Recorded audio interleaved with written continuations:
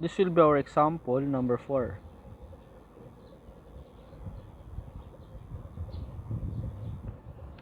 Okay. So example number 4. Determine the maximum weight of the bracket that the wire system can support so that a single wire develops a tension exceeding 100 pounds. Okay. Yung pwedeng isipin na magma-maximum minimum tayo dito.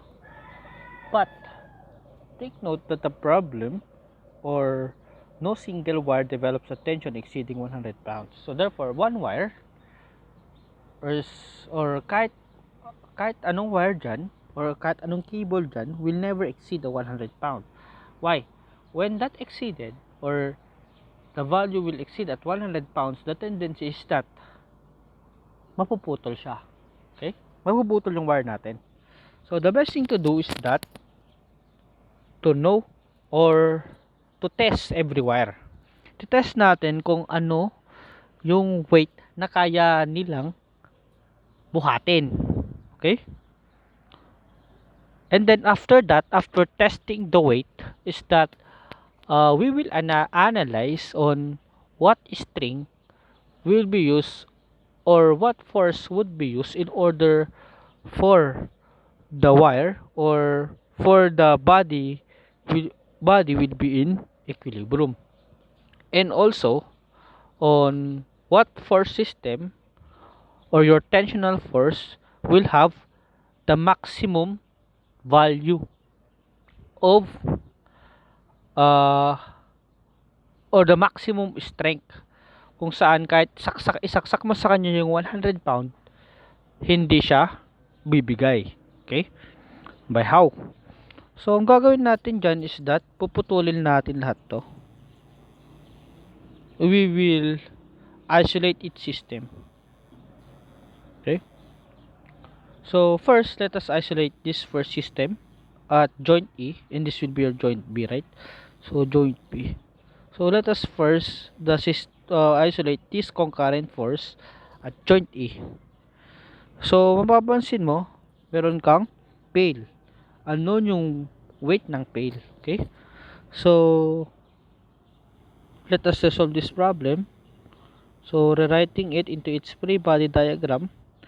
So, this will be my force EB. Bakit EB? So, galing sa E papuntang B. Force EB. And then, I will have my force ED. This will be my force ED. And then, this will be my weight W. Okay? That will be our weight W.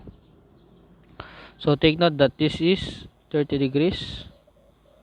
It has a orientation of 4, 3, 5.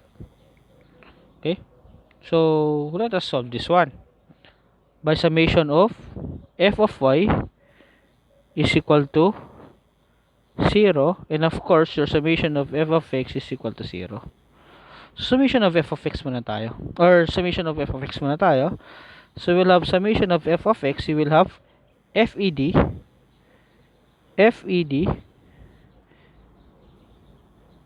cosine 30 degrees, right? So, going to the right yung arrow natin. So, pag brinekta mo yan, so positive. Less our FEB. Tama? FEB cosine theta. So, 3/5. 3/5. Okay? So, since our f of x is 0 because it is in equilibrium, so therefore I may say that 0 is equal to my FED cosine 30 less FEB multiplied by 3/5. So, I may now say that my FED is equal to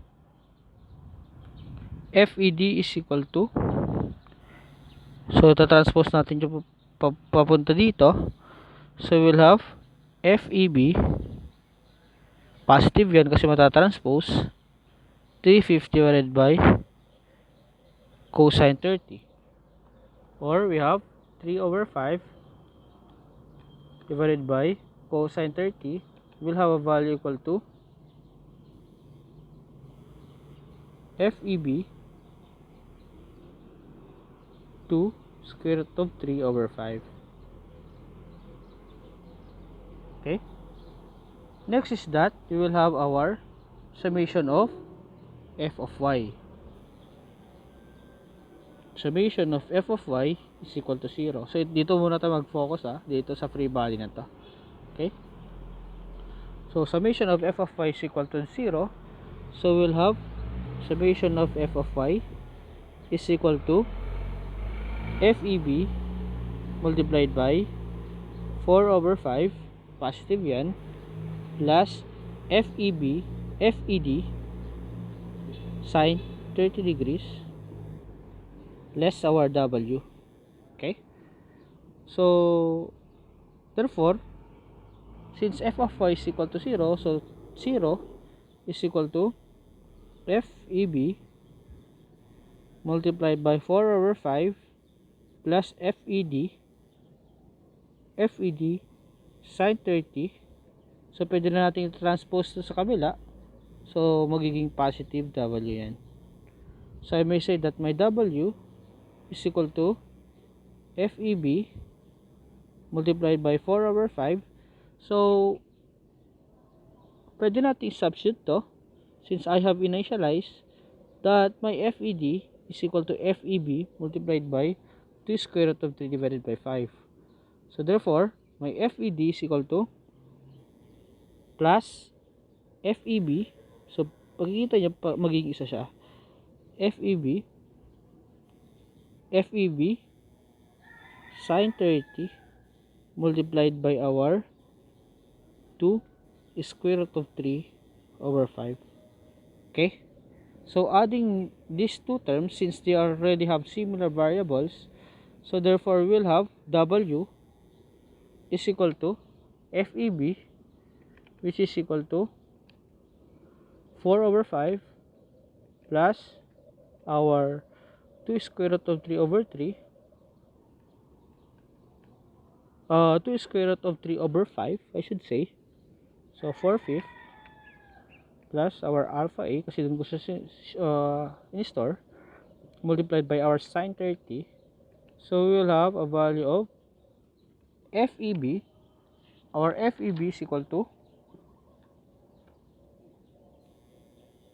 our W is equal to FEB multiplied by our 4 plus square root of 3 over 5.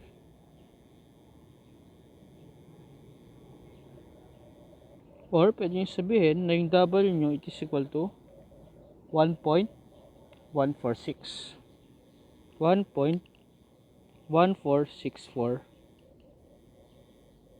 FEB equals our W.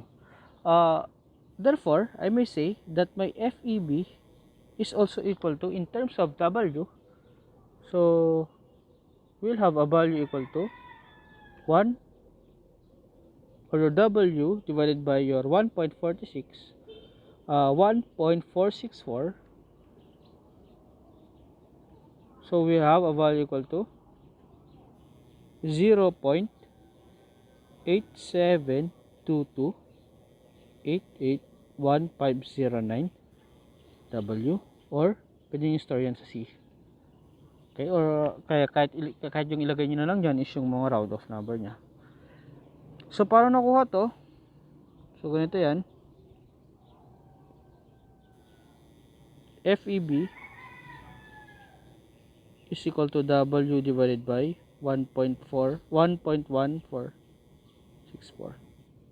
I-divide nyo lang yan, or i-cross multiply nyo lang yan pababa. Okay, so this is our FEB, which is equal to 0.8722. So sabihin kong i-store ko siya sa C, stored at C, para hindi tayo malito later on. Okay, so FEB can have a value equal to 0.8722 of the total weight. So yan yung hati niya sa total weight na to, nabubuhatin niya. Okay, Kaya after knowing the total weight, so pwede natin tignan yung total weight na kaya ng FED. So yung FED natin is equal to FEB.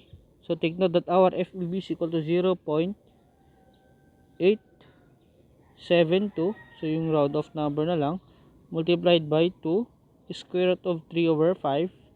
So yung kaya ng FCD natin, or FED natin is equal to,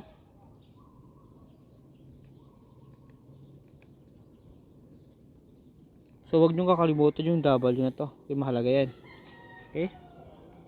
So we'll have a value equal to 0.604 of the total weight. Ito yung kaya niyang buhatin sa weight na yan. Okay. So next is that we will solve for its value at this free body diagram. This will be our second figure. Okay. Or we have our FA. So ito yung FA natin. Let's say FBA. So this will be at joint B. This one is at joint A. So let us focus in your joint B. So what are the forces at your joint B? So we have our FBA, and then we have our FBC, which has an angle equal to 30 degrees din ba yan? Okay, 30 degrees. FBC, which has an angle equal to 30 degrees. Okay, and then of course our 4/5, your FBE. FBE.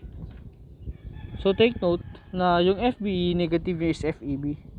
But since nakikerry natin sa direction, so kung ano yung magnitude ng FBE mo, yun din yung magnitude ng FEB mo. Is equal to negative of FEB. Okay? So magiging positive na lang din yan. Okay? If you would consider its direction. Okay? Which is equal to FEB is equal to 0.872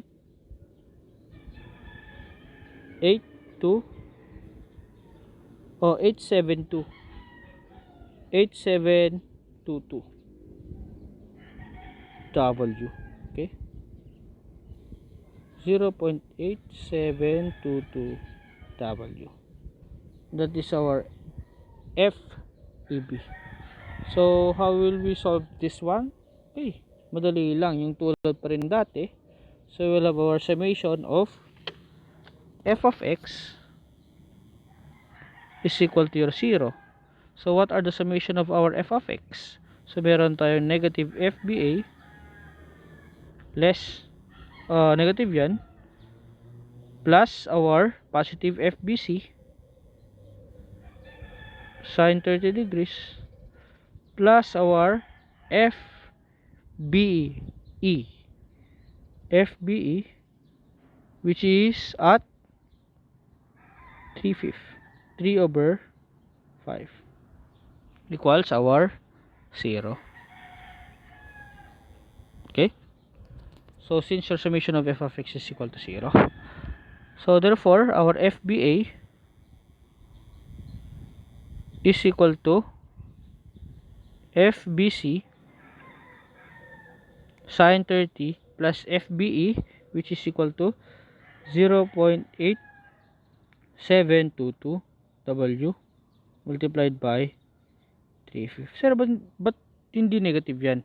So take note, this is not negative because the direction of the arrow was already carried. Pag dinegative mo, pag dinegative mo pa to, itong FBE mo, it would be redundant with the direction. Okay? So we have 0.8722 W multiplied by 3/5. So let us then solve for FBC. Solving for FBC, so mapapansin nyo pag sinolve natin yung FBC mo para in terms of W natin siya, the best thing to do is summation of f of y is equal to 0. So we have our FBC sine 30 degrees, so go positive kasi going up, less our FBE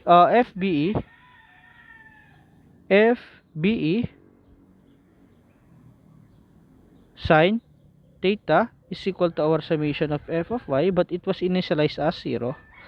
So since this is 0, so therefore I may say that my FBC is equal to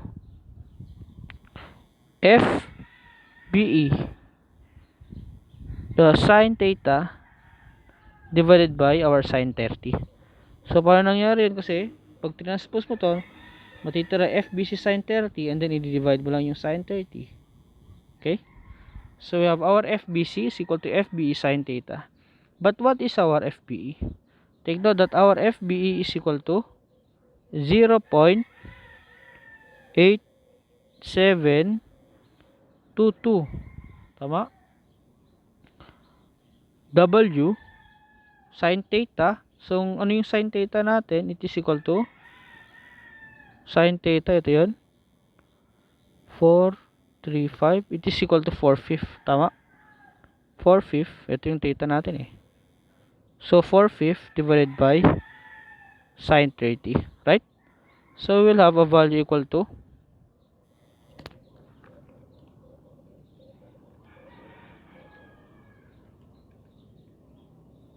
alpha c multiplied by 4/5 divided by our sine 30.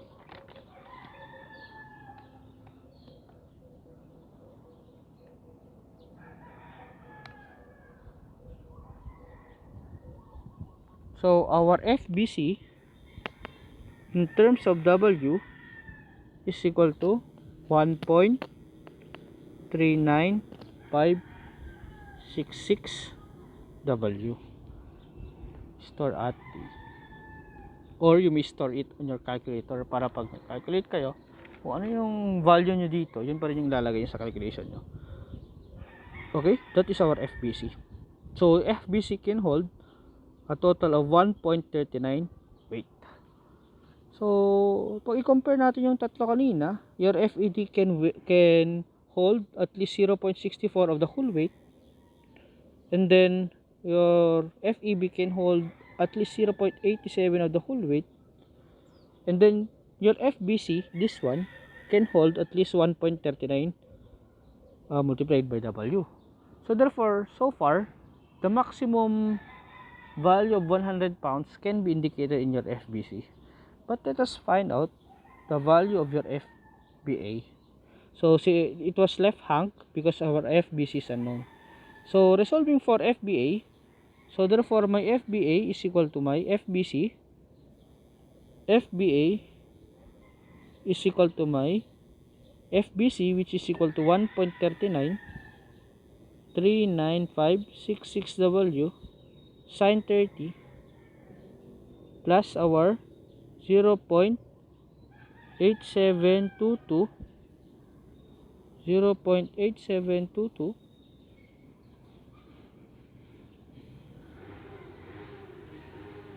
W multiplied by 3/5. So therefore we'll have our FBA is equal to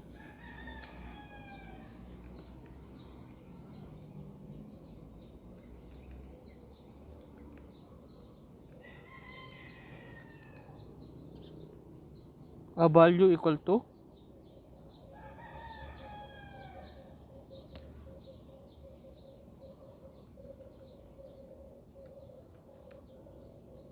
1.73. Okay. This is a summation of f of x, dapat cosine to. So cosine 30, right? At summation of f of x tayo, ito yan. So cosine 30 dapat yan. So cosine 30 to. It must be at cosine 30 degrees. So therefore we will have FBA is equal to 1.732 W. Okay, pag-recheck. This is your FBA. So when I say FBA, this force system. Okay. So let us compare these four forces. So which of them, or these three forces, four forces I should say, so which of them can carry the most of the strength? Is it FBA, or is it FPC, or is it FEB, or your other force, FED? So initializing it, you may say that my FBA can carry the greatest weight, which is 100 pounds. So pwede nating sabihin that your FBA is equal to 100 pounds. Okay? So knowing that your FBA is equal to 100 pounds, I can find my weight, or the maximum weight that this system can carry. How? So since I already know that my FBA is equal to 100 pounds, which is equal to 1.732 W, so therefore my W will be equal to 100 divided by 1.732, which is basically equal to,